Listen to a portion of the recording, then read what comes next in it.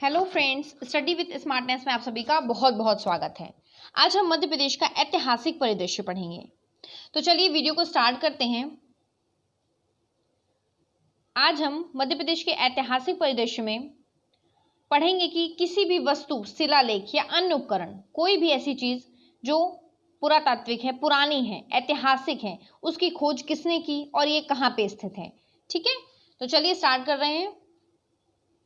मध्य प्रदेश के ऐतिहासिक स्थानों पर उत्खनन व शोध के उपरांत प्राप्त हुए उपकरणों की बनावट के आधार पर इसे प्राग ऐतिहासिक काल में रखा गया है। ठीक है, और प्राग ऐतिहासिक काल भी निम्न प्रकार के होते हैं, या इसके प्रकार 3 हैं। प्राग ऐतिहासिक काल को निम्न अनुसार बांटा गया है। सबसे पहला है इसमें पुरापाषाण काल। पुरापाषाण काल ये 2.5 लाख से 10,000 ईसा पूर्व इसका समय काल होता है। 2.5 लाख से 10,000 ईसा पूर्व। सबसे पहला इसमें नर्मदा घाटी सर्वेक्षण। नर्मदा घाटी में HD सनकालिया, मैकक्राउन, RB जोशी द्वारा सर्वेक्षण का कार्य किया गया।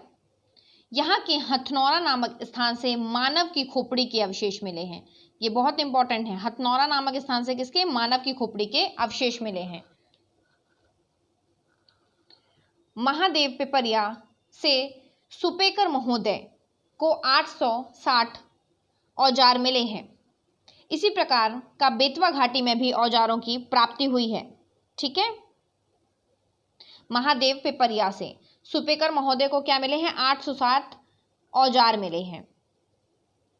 फिर इसमें दिया हुआ है, इसी प्रकार बेतवा घाटी में भी औजारों की प्राप्ति हुई है। इसकी खोज किसने की है? निसार अहमद। इनका नाम निसार अहमद है। इन्होंने इन उपकरणों की खोज की है। नेक्स्ट है हमारा मध्यपुरा पाषाण काल। मध्यपुरा पाषाण काल, यहाँ भी सुपेकर महोदय द्वारा मंडला में सर्वेक्षण का कार्य किया गया। इस काल के साक्ष्य सोन घाटी में नाहरगढ़, मंदसौर, सीहोर, इंदौर, भीमबेटिका से प्राप्त हुए हैं। ठीक है, नेक्स्ट है उच्च पुरापाषाण काल। उच्च पुरापाषाण काल, इस काल के उपकरण भीमबेटिका, रीवा, सोन घाटी क्षेत्र और शहडोल से प्राप्त हुए हैं, उच्च पुरापाषाण काल के। फिर है इसके बाद है हमारा मध्यपाषाण काल। मध्यपाषाण काल, इसका प्रारंभ ये माना जाता है कि इसका काल 1000 ईसा पूर्व रहा होगा। इस काल की सभ्यता के प्रमाण का पता लगाने के लिए बीबी मिश्रा द्वारा उत्खनन कार्य किए गए। इसके द्वारा भीमबेटिका से ब्लेड उपकरण मिले हैं। ब्लेड उपकरण कहाँ से? भीमबेटिका से। मानव खोपड़ी कहाँ से? हथनौरा से। ठीक है, फिर है नवपाषाण काल। नवपाषाण काल 5000 ईसा पूर्व, इसका काल समय क्या रहा है? 5000 ईसा पूर्व। इस काल के में स्थायी निवास, इस काल में क्या?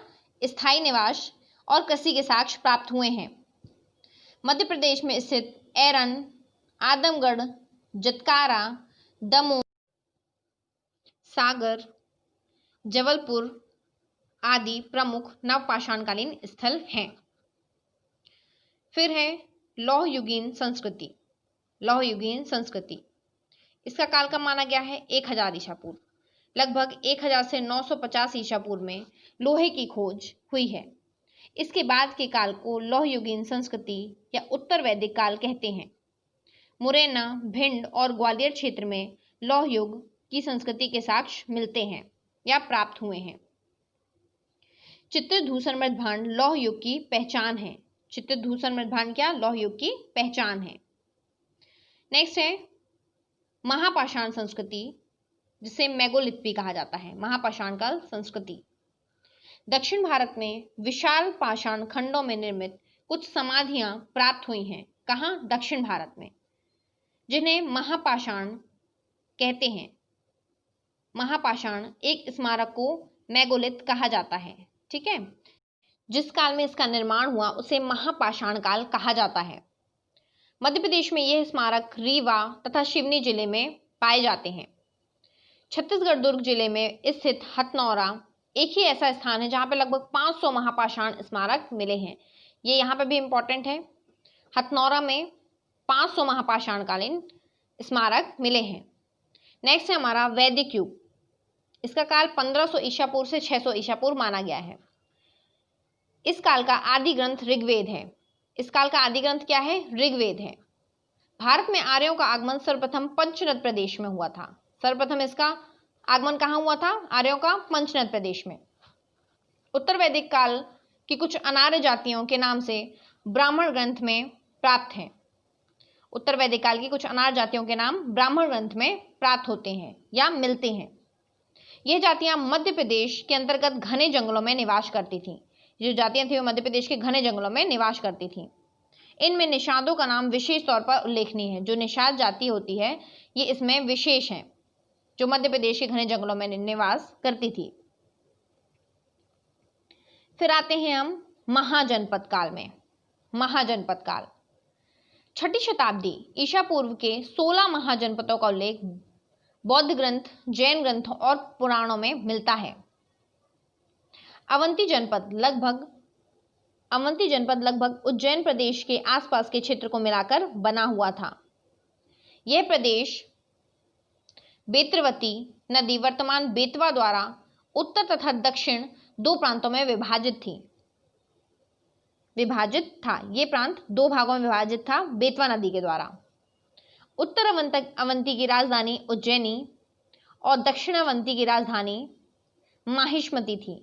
ठीक है, उत्तरी अवंती की राजधानी उज्जैनी और दक्षिण अवंती की राजधानी माहिष्मती थी। उज्जैनी तथा माहिष्मती दोनों ही नगर दक्षिणापथ में स्थित हैं। ये दोनों कहाँ? दक्षिणापथ में स्थित हैं। इसी मार्ग पर विदिशा नगरी भी स्थित है। महाभारत एवं मेघदूत ग्रंथों में दशाण ये होगा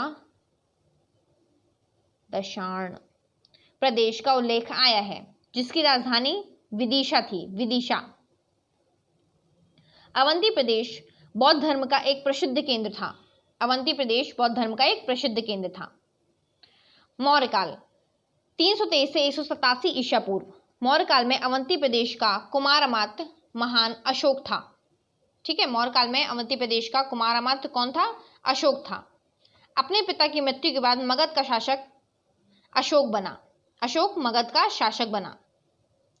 सिहली परंपराओं से ज्ञात होता है कि उज्जैनी जाते समय अशोक विदिशा में रुके थे। श्रेष्ठी की पुत्री श्रीदेवी के साथ इन्होंने विवाह किया। अशोक ने श्रेष्ठी की पुत्री श्रीदेवी से विवाह किया। महाबोधि वंश में श्रीदेवी का नाम वैदिक महादेवी मिलता है तथा इसे शाक जाति का बताया गया है। इनसे ही अशोक के पुत्र महेंद्र और पुत्री संघमित्रा का जन्म हुआ था। सांची, विदिशा तथा उज्जैनी अशोक के राजनीतिक तथा धार्मिक प्रवचनों का प्रमुख केंद्र रहा है। मौर्यकालीन पंचमार्क या आहत सिक्के मध्य प्रदेश के अनेक स्थानों पर प्राप्त होते हैं। मौर्यकालीन जो पंचमार्क या आहत सिक्के हैं वे मध्य प्रदेश के कई स्थानों से प्राप्त होते हैं। अभी आहत सिक्के क्या होते हैं? आहत सिक्के वे कहलाते हैं जिसमें धातु के टुकड़े पर कोई भी चिन्ह विशेष बना दिया जाता है। ठीक है, मारकर, ठप्पा मारकर या फिर उसे पीट कर बना दिया जाता है, तो ये आहत सिक्के कहलाते हैं। अब ये चिन्ह कैसा हो सकता है? हाथी का भी हो सकता है। ठीक है, हाथी का हो सकता है, बैल का हो सकता है, खरगोश का हो सकता है, ये कोई भी चिन्ह हो सकते हैं। तो क्या कहलाते हैं? ये पंचमार्क या आहत सिक्के कहलाते हैं। ठीक है, मौर्य काल के अंतिम चरण में अनेक जनपद राज्य तथा नगर स्थापित हुए। विदिशा के नगर राज्य में सिक्कों पर ब्राह्मी अक्षरों से वेदस और वैदिश शब्द उत्कीर्णित मिलते हैं। अब हम देखेंगे मध्य प्रदेश में स्थित अशोक के शिलालेख। मध्य प्रदेश में जो भी अशोक के शिलालेख स्थित हैं वो हम देखेंगे। तो यहाँ पर लिखा है शिलालेख और यहाँ है स्थान। सबसे पहला है गुर्जरा। गुर्जरा शिलालेख कहाँ मिलता है? दतिया में। गुर्जरा दतिया में मिलता है। नेक्स्ट है रूपनाथ। रूपनाथ कहाँ? सीहोर में मिलता है। सीहोर जबलपुर के पास, सिहोरा जबलपुर के पास।